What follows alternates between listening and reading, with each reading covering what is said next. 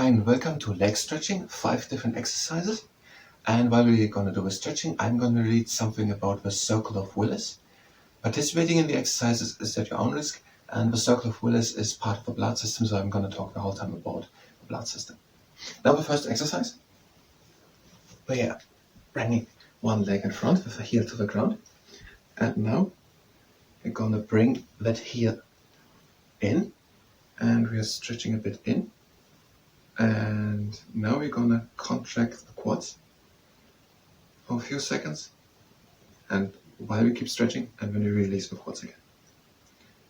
And we're going to contract again, and we're stretching, and we release the contraction.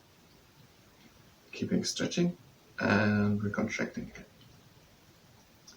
Now the Circle of Willis supplies blood to the brain, and we're releasing again, but keep stretching. Besides supplying blood to the brain, the Circle of Willis also delivers blood to surrounding structures of the brain. And we're contracting again, and we're stretching again.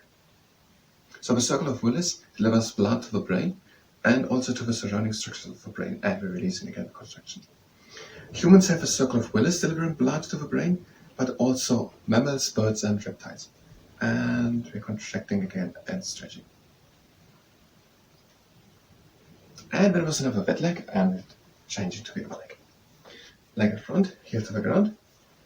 We're stretching front, and we're contracting the quads. The Circle of Willis is named after Thomas Willis. And we're releasing again, but we're keeping the stretch.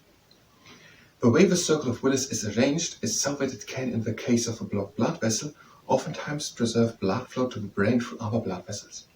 And we're contracting again. Stretching and contraction. And release the contraction again. So the way the Circle of Willis is arranged around the brain is so that if something is blocked, there can be oftentimes still blood and therefore oxygen delivered to the brain. And we're contracting again the quads, and we're stretching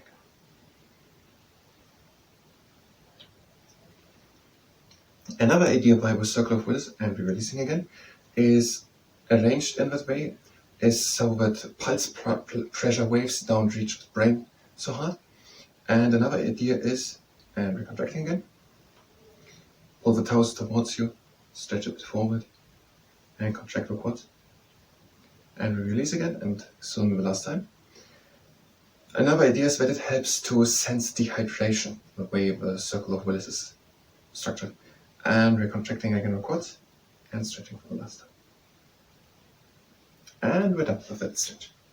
Now we're going to bring one leg to the outside with the foot to the ground and the toes are pointing forward. Now we're going to bring the leg in. So we're driving the leg into the ground. We're pressing a bit into the ground and we're lifting the outer side of the foot up. We're driving it so like that into the ground. Not too much. There should be no pain by all this exercise. There's never pain. So if we have a stretch. And bring. So in short, the Circle of Willis supplies blood to the brain and the surrounding structures. Also other mammals and reptiles and birds have a Circle of Willis. It is named after Thomas Willis, and we're stretching a bit. And the way the Circle of Willis is arranged is that oftentimes if one vessel is blocked, there can be still blood and therefore oxygen delivered to the brain, and ischemia is prevented. And we're releasing a bit again and going for a last time to the stretch, driving the foot again into the ground.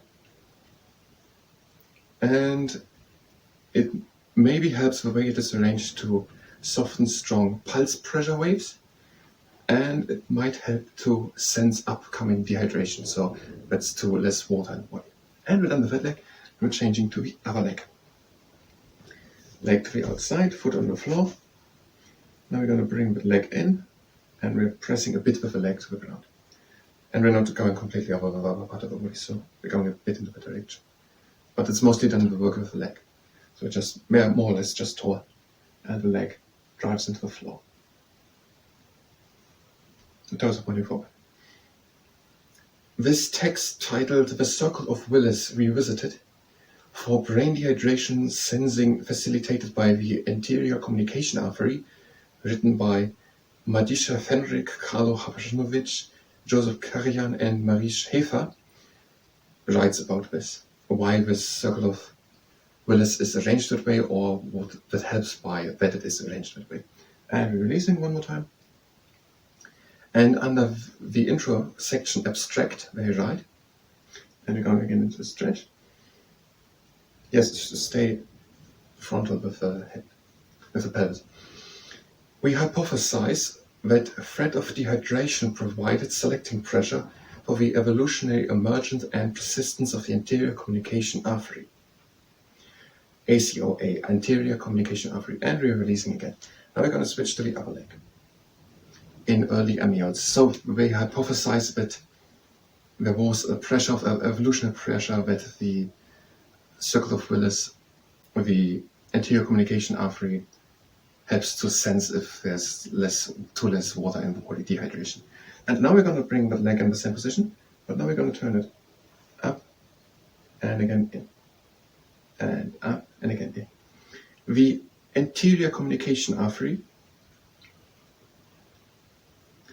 is a hemodynamically insignificant artery, but as we argue in this paper, its privileged position outside the blood-brain barrier gives it a crucial sensing function in the osmolarity of the blood against the background of the rest of the brain, which efficiently protects itself from dehydration. And now we're going to do the same with the other leg again. Leg to the ground, foot is flexed, and we're bringing it up and in again. Till now, the questions of why the anterior communication artery evolved and what its physiological function is have remained unsatisfactorily answered. I'm trying to stay frontal with the hips, with the pelvis. The traditional view that the anterior communication artery serves as a collateral source of vascularization in case of arterial stenosis is anthropocentric and not in accordance with principles of natural selection that apply more generally. Diseases underlying arterial stenosis are associated with aging and the human lifestyle, so this cannot explain why the AC, anterior communication artery, formed hundreds of millions of years ago and persisted in amniotes to this day. Now we're going to bring the leg. We had it at the beginning, I think. We had done it. So the next exercise, we're going into the 90-90 position with the legs. So one leg like this, and the other leg like that, at the 90 degrees. And we're going to bring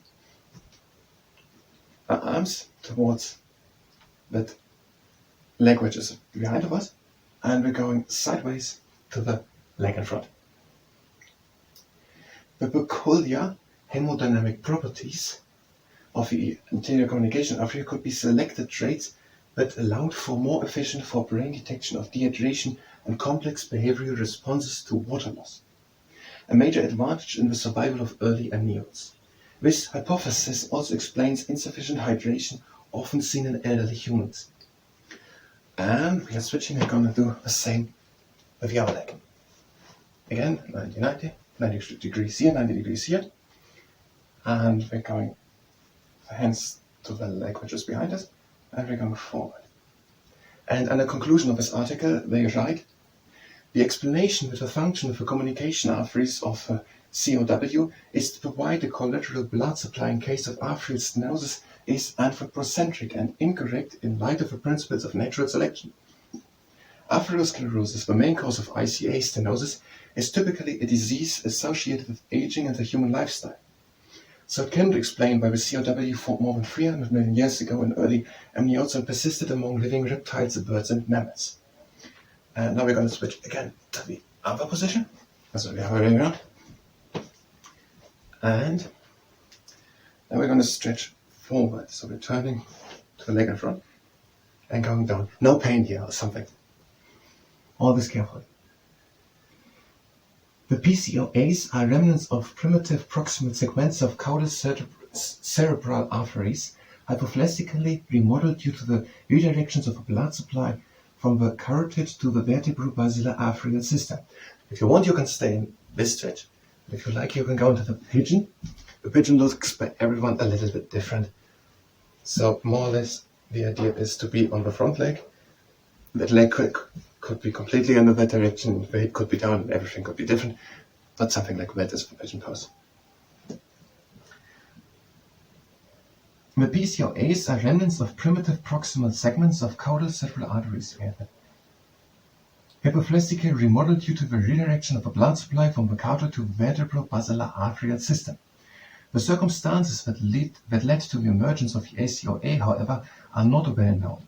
The ACOA neither affects the hemodynamics of the COW, nor does it present a functional anastomosis due to the lack of flow, making it unclear why such a blood vessel would be evolutionarily favored. If you like to, you can end the stretch. We have presented an exhaustive review of the evolutionary history of the ACOA and its tight connection with the development of forebrain regulation of hydromineral hemostasis.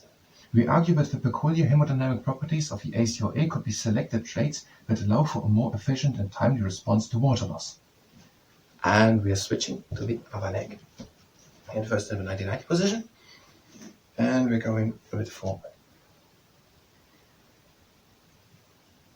Considering that dehydration was a major threat to early amniotes, it could have created strong enough selection pressure for the emergence and persistence of this artery.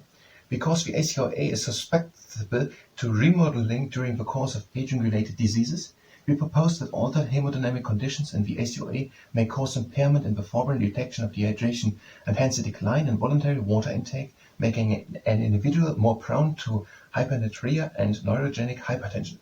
And if you like to, you can go into the page. This paper provides the first explanation for the emergence and physiological function of the ACOA that is in accordance with the principles of natural selection. So the Circle of Willis supplies blood to the brain and also to the surrounding structures of the brain. Humans have a Circle of Willis and also mammals, birds and reptiles. The Circle of Willis is named after Thomas Willis, and the way the Circle of Willis is arranged is so that it oftentimes preserves blood flow to the brain in case that one is blocked. Another ideas why this arrangement is helpful are that it softens strong pulse pressure waves, and another idea is that it might help to detect dehydration. And in a moment, now we are done with the pigeon pose. You're laying it again. And if you'd like to, we can come into the butterfly stretch just for the end. So with the toes together, tall up, try to have a neutral position with the spine, so it's straight up spine and a bit forward. So for the last time. The Circle of Willis supplies blood to the brain. Beside of supplying blood to the brain, it also supplies blood to the surrounding structures. Beside of humans, also other mammals, birds and reptiles have a Circle of Willis. The Circle of Willis is named after Thomas Willis, and the way the Circle of Willis is arranged is so that it oftentimes can help to preserve blood flow and have oxygen to the brain and prevents ischemia. So that the brain doesn't get oxygen, that's ischemia, and then the brain is in deep trouble.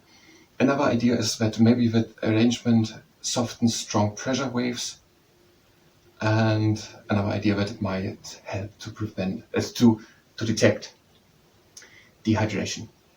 This is the end. I thank you very much, and until the next time.